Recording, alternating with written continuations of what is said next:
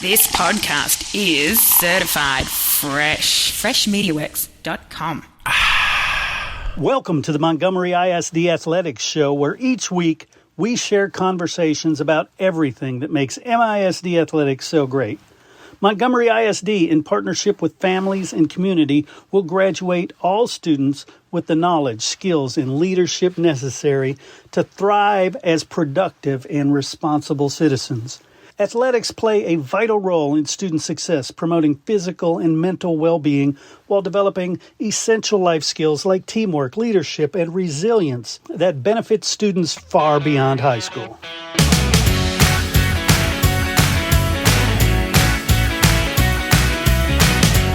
All right, everybody join me in welcoming Coach James Longoria. I almost said Joe, but James Longoria. How you doing, Coach?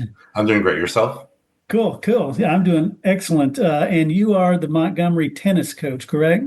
Yes, sir. I'm the head tennis coach. This is my second year at Montgomery High School. Okay, and that covers men's and women's? Right, correct. It's co-ed, so it's team tennis in the fall, and then individual. We say individual, but it's singles and doubles and mixed doubles competition in the spring. Yeah, that was kind of confusing because I'm like team tennis, so I thought, okay, it's doubles. And then I looked in the spring and it's got doubles. I'm like, what? So I had to do some digging. But if you could explain that for people who maybe love the game but haven't followed high school tennis. Well, team tennis is really cool. It's reverse of the collegiate. So in college, they'll play the individual tournaments in fall, and then they'll play team tennis in spring. But we do it this way in UIL. And so what happens is the team tennis is 19. It consists of 19 matches. So your roster, you'll have 6 men's singles, 6 women's singles.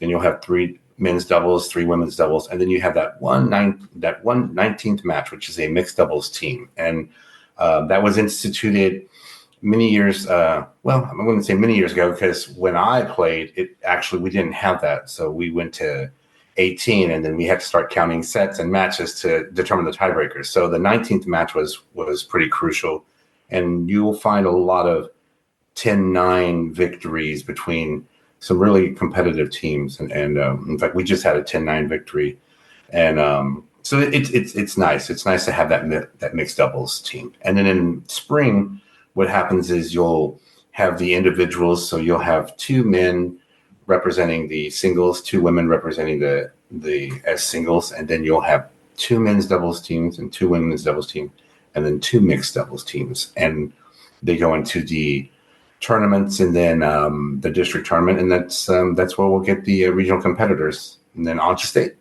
Nice. And again, team to me sounds like they're accumulating points as a team, right? Right. So basically what happens is the match should consist of a 2 out of 3 pool set. But that's unfortunately what happens due to lights and sometimes weather and rain delays and stuff. We sometimes might play shorter matches, which would consist of like 8-game pro sets. And what happens is once that match is won, it's calculated as 1 for us. And then it's a race to 10. Yeah, for sure. Excellent. And tell me how the team did last year this time, because this is your second season. Just kind of what are we starting with? Yeah, well, basically what happened when I came in during the summer before last year, one of the first things that we said was like, here's the deal, the past is a past. You can't change the past. And of course, if there are failures, you have to accept the failures, but you learn from them. We have a saying that you either win or learn. And the scoreboard can say you lost, but there has to be something that you learn. So one of the first things we said was we wanted to set some standards because goals are great, but if you set your goal around winning, and if you don't win, then you're immediately looked at as a failure.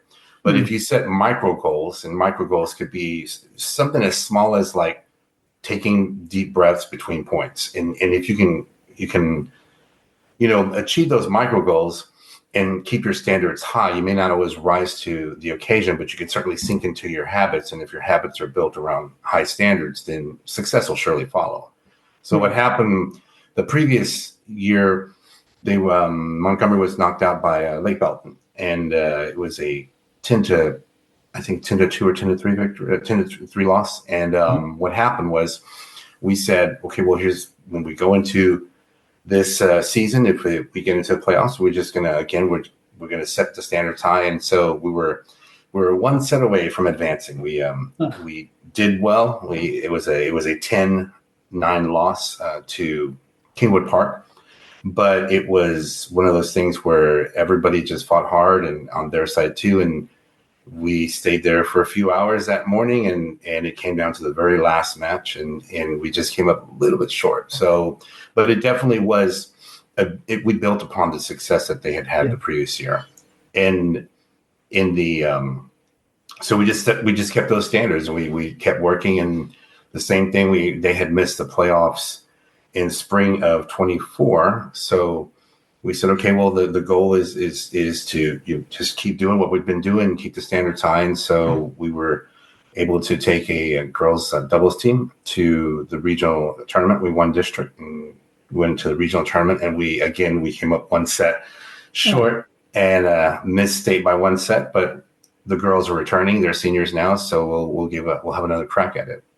Yeah. So it sounds like they've got a taste of near greatness. So that's got to be good.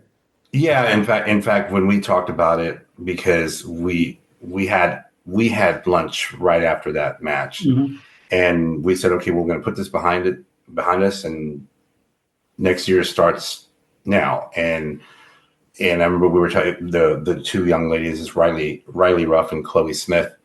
And we were talking about just different things that we were going to institute, and we didn't really talk about changing anything. We just talked about just keeping the intensity high and making sure that, we keep, one thing that we try to do is keep positive and instill positivity into everything that they do. So if they miss a shot, obviously that's a negative, but the positive mindset would be like, I'm going to complete that. I'm going to make that shot. I'm going to hit that. Rather than be presented with it again and say like, don't miss it. We just have to keep that positive mindset and be intentionally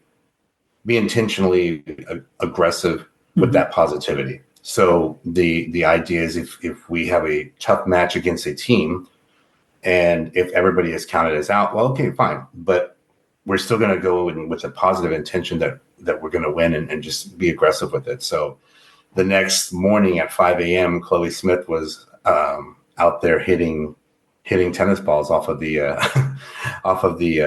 ball machine. So it was nice, and we just kind of went throughout the whole summer, and even when we had the meeting a couple of weeks ago, it was. That's the mindset. Stick with the micro goals and keep the standards high, and we'll get back to regionals and then hopefully state. I love that. And talk about it. You mentioned they're coming back as seniors. Talk about who you have coming back this year. Well, we only lost 3 seniors, one from the boys' side and 2 from the girls' side. So everybody that contributed last year is returning. So Chloe Smith, Riley Ruff, Marissa Moat. Her older sister, Ashley, graduated last year, but we return on the girls' side, Madeline Thompson, Kendall Hyde, and Brooke Peterson. And we have a new freshman who we're working in as a varsity reserve, and that's Morgan Staling. So she's getting a quick crash course of what varsity tennis is like as a freshman. So that's good for her. And on the guys' side, we're returning Luke Chang, who is right up there with Hayden. Hayden Craig was the senior that we lost, and so Luke was right there with him. And Reese Finch is he plays soccer, so we have him in the fall, and then he'll go to soccer in the spring, and then and Matthias Saavedra and Elson Chan, Wyatt Lilly. The thing with all these guys is that they're all seniors now, so we'll lose a lot. We still have Cody Stump is rounding out the team as well, and he was a freshman last year, so he's a sophomore this year, and he'll be a good foundation for us. Excellent. And how about I'm trying to just escape my head. Hold on. I do want to say there is Sam Kotenik is he's also a foundational member of our men's side, but he's got a leadership and position in band, so he'll join us in spring. Right now, his fall duties with band are important. So, and we have, and it's what's nice is that we have the players to step up. We have the players to Carter Cutright and Colin Cutright. Carter Cutright is a senior, and Colin is his little brother. He's a freshman, but he'll join our varsity team, and we'll be deep enough to make sure that we can find ourselves in the same place that we were last year and keep competitive. Yeah. So are you comfortable with the participation as far as the numbers? Oh yeah, absolutely. I think that the thing that most teams want, they want to have depth. I'm a firm believer that if you have depth is generally better. I say generally, but depth is generally better than having some superstars and then the rest are just contributors. I think the thing with depth is, and when I say depth is because like on our girls' side, on any given day, we could have them play each other in a round robin tournament, and somebody is playing on number 6 could take our number 1 to like 3 sets and push them, and you want that because if you look at really good teams, they use their depth to their advantage. Because if you get into a dogfight and you have a doubles match, because we play the doubles before the singles, and you have a doubles match that goes 2.5 hours. Well, now that same person has to come back around and play singles. Yeah. And if you can use your depth to say, okay, well, we have a singles specialist, so they don't have to play doubles. And then we have these two that like to play doubles and they'll play singles, and so they're double specialists. Now you have people that have specializations, and you're not tiring out your whole roster the entire match. Got it. And speaking of specialization, some coaches are not fans of multi-sport athletes because they're like, I want my kids focusing on my sport. What is your philosophy there? Well, the thing is, we integrate everything sports related. In other words, so like for instance, we last year we got some footballs and we put them in the hands of the players, and we said, the when you're throwing a football, the motion is very similar to serving, very similar to overheads. It's just the release point is a little different. And I said, but people just think like, oh, you just need a strong arm and you can be a great quarterback. But there are other elements that we all share, and the biggest element is the footwork. Yeah. And when you get moving around on a tennis court and you get turned around where you're trying to hit an overhead across your body, it's just like Patrick Mahomes running away from a defensive end, and he wants to throw the ball. Exactly what I was thinking of. and so you need to, those elements. Same thing with baseball. We do we bring out the baseball coaches, and we do a drill where they're having to field the ball like as if they were in the outfield and quickly pivot and turn and throw to like third base. So that's very similar to an inside out forehand. Yep. And so once we get the players understanding that those rotational movements with their hips and the base and stuff, once we get them understanding that and they can see it translate in other sports, they try that, and then they come back to the tennis court and see like, okay, I see, I can connect the dots. So to me, it's really important if we have multi-sport players, because we can have those players actually we don't have to pull coaches or they don't have to just believe me. They can actually talk to their teammate and say like, hey, you play baseball. Like, what is he talking about when loading and rotational front, spinning and stuff. So it's good. It's good to have the multi-sport athletes. Nice. And talk to me about your district. Who are the powers when it comes to tennis, and what do you expect this season?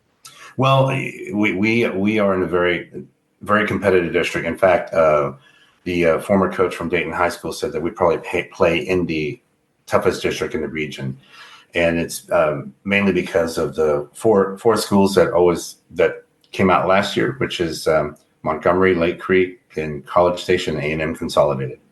So the competition is definitely there. You don't have to you don't really have to look outside of the district to get good competition. I mean, College Station and A&M Consolidated will always play hard, and they'll always they won't pull any punches. They'll go straight to it. So you know you're in for a battle, and then Lake Creek and Montgomery always do have a good battle every year. And last year that was another accomplishment of ours, that though we lost the match, we only lost. I believe that score was I believe that was 13.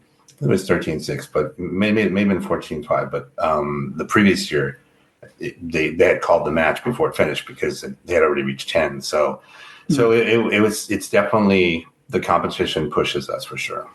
And how do you think the I guess the district standings will end up this year?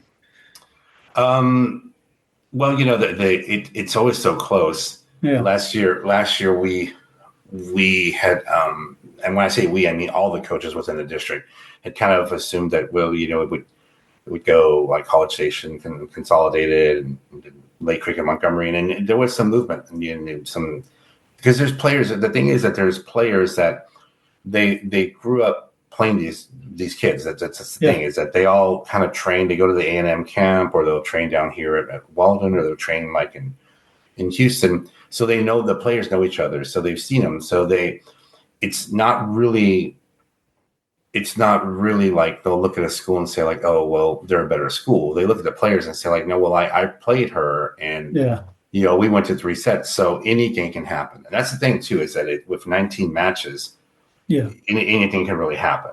Our A&M Consolidated match that we had last year was really close, and I think people were surprised that it was as close as it was. And I think that's a testament to the fact that the kids don't see the team as an obstacle. They just see the opponents as like people that they need to work through and problem solve if it becomes a tough match, and they come through with some victories.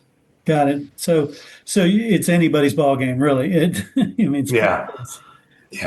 Excellent. And so the way you mentioned it, they don't see they're playing Lake Creek so much as this particular kid they've got a match against. So, in the other sports, the Motown Showdown is a big deal, right? Is it as big of a deal in individual sports like this, or even team tennis? Is it big that you're playing Lake Creek?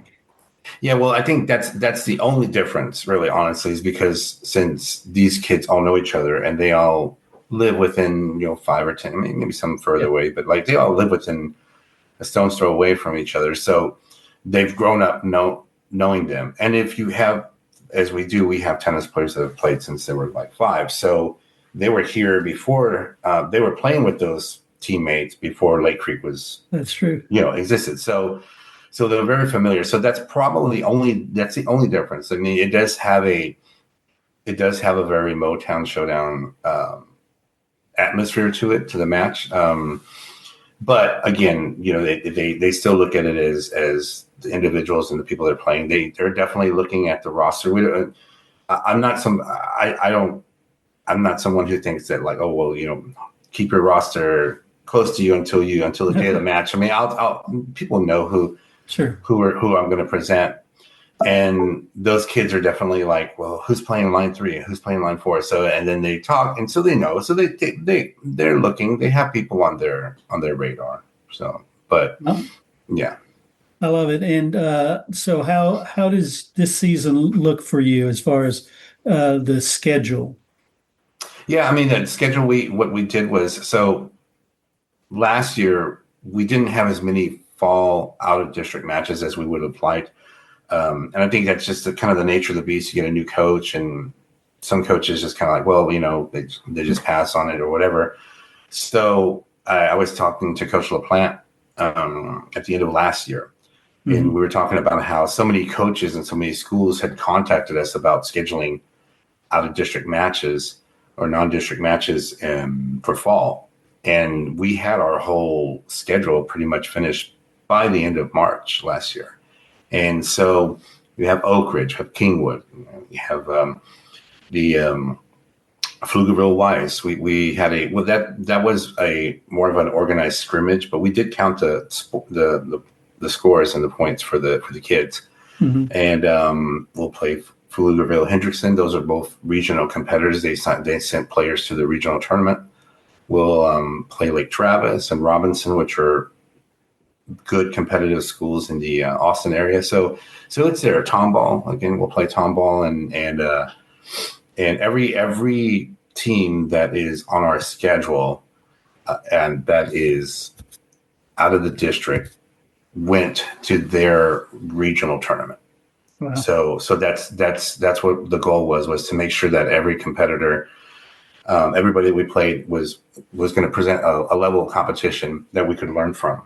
So that's what we did. We made sure to do that. Our Springwoods match would have happened on Friday, but it got postponed due to weather. So we'll play that in September.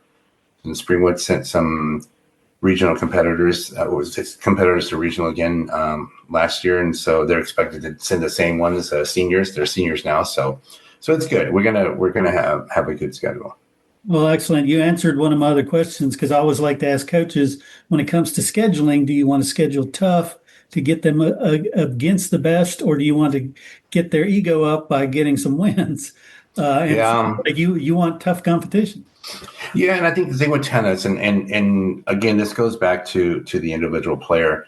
So what most tennis players look at is they look at it's a WTN, it's a world tennis number. It's also it also works in conjunction with the UTR number, and it doesn't. You don't really necessarily take a loss as a loss if you're competitive. So the greatest example I could give you is I was helping a young girl that played for Kingwood, and she played. It was in a tournament, and she had played someone from Westlake, and the girl was much better than. Well, I want to say she was much better than her, but she had a higher UTR number. Her WTN number was higher. She was already recruited by Baylor to play for Baylor. So, and that's why I said, like, here's the deal: you're just going to go in that match and you give it your best, and just remember that you're it's either win or learn, right? And so she lost the match, but she gained UTR points, and she moved up in the WTN because she played that girl so tightly. And that's the thing, is that the kids, obviously you want to win every match, but you also don't want to win every match and then not have any substance, right? If you play someone that is lower than you in the WTN, and you blow them out, well, you really don't get any additional points. And the algorithm is and they tweak it every year, but the UTR, they tweak the algorithm to try to make sure that everybody is afforded something for their effort. Which is why if you steamroll an opponent, you may not get any additional points, right? Because the opponent was so much lower than you on the UTR. So it's always better to play up.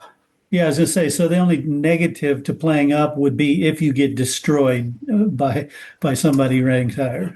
Yeah, but that I think that's what I try to tell all the kids, though, is that the mindset is that the mindset can't be that if you get destroyed. I'll use a professional example. A young girl from the United States was playing in Wimbledon, right? And so she didn't score a single game. And somebody would say, like, wow, she got destroyed. But the thing is that, man, it took her 6 rounds to compete and upset different players to get to the finals. So even though she lost 6-0, 6-0, she still competed in all of those games, and she still hit her serve, and she still won some points, and it didn't work out in the final seconds of every game, which then turned into the final seconds of every set, and it made the scoreboard show 6-0, 6-0, but a lot of times the points are so close to each other that you got to take something from it. I think Roger Federer said it best, that he he won so many matches and so many tournaments, and I think he even totaled up the points at some absurd number. But he said when it came down to the percentage of points that I won, it was really only like 57 or 50 something. Wow. It's like, it's just you just have to stick with it. I love it. I love it. Well, cool. Coach Longoria, I want to thank you so much. Best of luck this season. In the fall, I'm sure we'll be talking before the spring as well. But Yes, sir. best of luck this season. Yeah, thank you so much for having me.